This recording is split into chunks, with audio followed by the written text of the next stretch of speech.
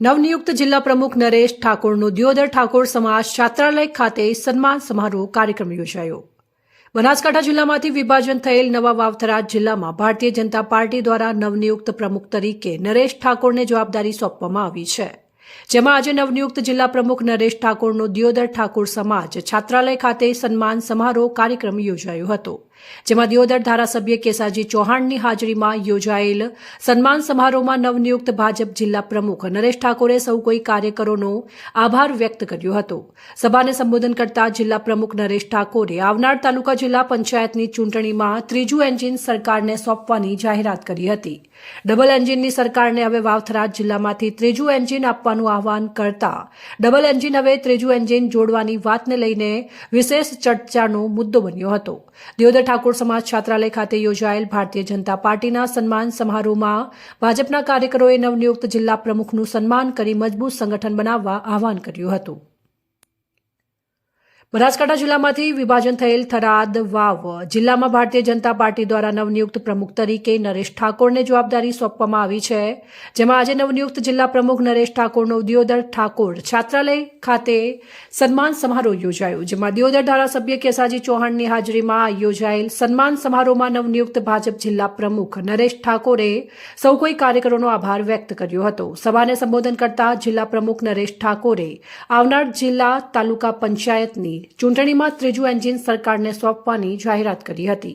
Double એન્જિનની સરકારને હવે વાવથરા જિલ્લામાંથી ત્રીજું એન્જિન આપવાનું આહવાન કરતા ડબલ એન્જિન હવે ત્રીજું એન્જિન જોડવાની વાતને લઈને વિશેષ ચર્ચાનો મુદ્દો બન્યો હતો। દિયોદર ઠાકોર સમાજ છાત્રાલય ખાતે યોજાયેલ ભારતીય જનતા પાર્ટીના સન્માન સમારોહમાં ભાજપના કાર્યકરોએ નવનિયુક્ત જિલ્લા પ્રમુખનું સન્માન કરી મજબૂત સંગઠન બનાવવા આહવાન કર્યું હતું।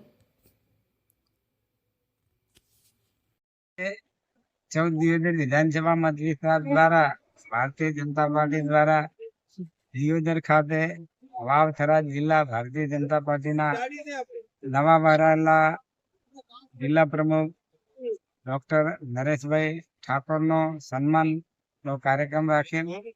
આ પ્રસંગે ઓલ ઇન્ડિયા ભારતીય જનતા પાર્ટીના રાષ્ટ્રીય અધ્યક્ષ નીતિન નવીનજી, આપણા યશસ્વી વડાપ્રધાન આદરણીય નરેન્દ્રભાઈ મોદી સાહેબ, ગૃહમંત્રી આદરણીય અમિતભાઈ શાહ સાહેબ, રાજ્યના મુખ્યમંત્રી આદરણીય ભૂપેન્દ્રભાઈ પટેલ સાહેબ, ગુજરાત પ્રદેશ ભારતીય જનતા પાર્ટીના અધ્યક્ષ આદરણીય જગદીશભાઈ વિશ્વકર્મા સાહેબ, નાયબ મુખ્યમંત્રી આદરણીય હર્ષભાઈ સંઘવી સાહેબ અને પ્રદેશના સંગઠન મહામંત્રી આદરણીય રત્નાકરજીએ આ નરેશભાઈને જે પ્રમુખ તરીકે એમની નિયુક્તિ કરી એ બદલ મોવડી મંડળનો હું આ વિસ્તારની જનતા વતી આભાર માનું છું।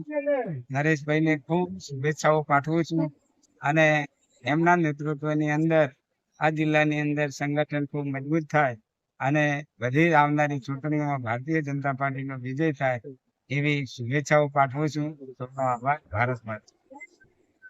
નવા યુવાન ડોક્ટર નરેશ ઠાકોરની વરણી કરવામાં આવી છે। ખરેખર ભારતીય જનતા પાર્ટીના મોભીઓએ જે યુવાન ભાજપના પ્રમુખ તરીકે વાવથરાજના પ્રમુખ તરીકે નિયુક્તિ કરવામાં આવી છે, ખરેખર એક જનસંઘના વિચારસરણીવાળી વાત મને દેખાઈ રહી છે। હું પણ 1975થી જનસંઘનો કાર્યકર છું। 1975થી આજ દિવસ સુધી ચૂંટણી તાલુકા પંચાયત, જિલ્લા પંચાયત, ગ્રામ પંચાયત બધી ચૂંટણીઓ લડી ચૂક્યો છું। તો ખરેખર પાર્ટીએ આ કદર કરી અને ડબલ એન્જિનની સરકાર ચાલતી હતી, ત્રીજું નેત્રક પણ ખોલી રહ્યું છે એવું પણ મને દેખાઈ રહ્યું છે। તમામ પાર્ટી સાથે યુવાનો અને વૃદ્ધો પણ સંકળાયેલા રહે એ જ પાર્ટી અને પાર્ટીને ખૂબ આગળ પ્રગતિના પંથે લાવે એ જ વિનંતી સાથે સૌ મારી વાત પૂરી કરું છું। નવા જિલ્લામાં એક યુવા પ્રમુખ તરીકેની જે જવાબદારી આપી છે અને ટ્રિપલ એન્જિનની વાત કરી છે, હવે શું કહેશો? જી, સૌપ્રથમ તો નવનિયુક્ત જિલ્લા વાવથરાની અંદર નવનિયુક્ત પ્રમુખ તરીકે ભારતીય જનતા પાર્ટીએ મારા પર ભરોસો મૂક્યો છે।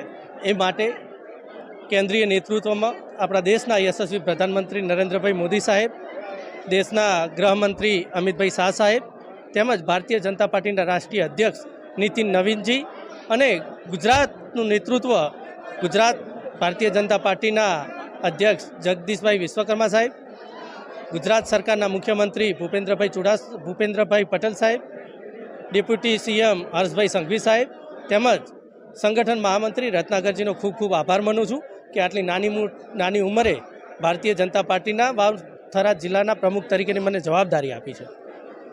સાહેબ ત્રીજા એન્જિનની વાત કરી છે જી. વાવથરા જિલ્લાના ભાજપને મજબૂત બનાવવા માટે ચોક્કસ આપણા બધાને ખ્યાલ જ છે કે પંચાયતથી પાર્લામેન્ટ સુધી ભારતીય જનતા પાર્ટીનું સરકાર અત્યારે છે.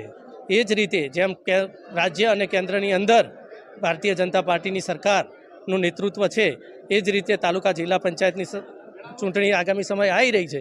તો જ્યારે ડબલ એન્જિનની સરકાર હતી ત્યારે વાવથરા જિલ્લામાંથી એક ત્રીજું એન્જિન અમે જોડવા જઈ રહ્યા છીએ અને ચોક્કસ મને ભરોસો છે કે આ ભારતીય જનતા પાર્ટીના કાર્યકર્તાઓનો સંઘર્ષ અને મહેનત આમાં રંગ લાવશે અને ભારતીય જનતા પાર્ટીનો ભગવો લહેરાશે અને જિલ્લા અને તાલુકા પંચાયત ભારતીય જનતા પાર્ટીની બનશે. સાહેબ નાની ઉંમર છે મોટી જવાબદારી આપી છે જિલ્લાની. જી, નાની ઉંમર છે, મોટી જવાબદારી છે. મારી જોડે અસંખ્ય લાખો કાર્યકર્તા ભારતીય જનતા પાર્ટીના જોડાયેલા છે. ઉંમર જવાબદારી મારી છે, પણ મારી સાથે તાકાત ભારતીય જનતા પાર્ટીના કાર્યકર્તાની છે. નવરચિત જિલ્લો છે, આગામી સમયમાં સ્થાનિક સ્વરાજની ચૂંટણીઓ આવી રહી છે. કયા એવા મુદ્દાઓ છે કે જે વાવથરા જિલ્લાને ભાજપ પ્રથમ જિલ્લા પંચાયત બનાવશે? ભાજપ એવા કયા મુદ્દા હશે? સૌ પ્રથમ તો રાજભાઈ આપને પણ ખ્યાલ છે કે કેન્દ્ર અને રાજ્ય સરકારની અંદર ભારતીય જનતા પાર્ટીની સરકાર છે અને ઘણા બધા યોજનાઓ થકી ભારતીય જનતા પાર્ટીએ છેવાડાના લોકો સુધી વિકાસોના કામ કર્યા છે અને આ વિકાસોના કામથી તમામ જનતા છેવાડાના લોકો ભારતીય જનતા પાર્ટીના કામથી સંતુષ્ટ છે અને ભારતીય જનતા પાર્ટીની સરકાર બનાવવા માટે એ પણ તત્પર છે.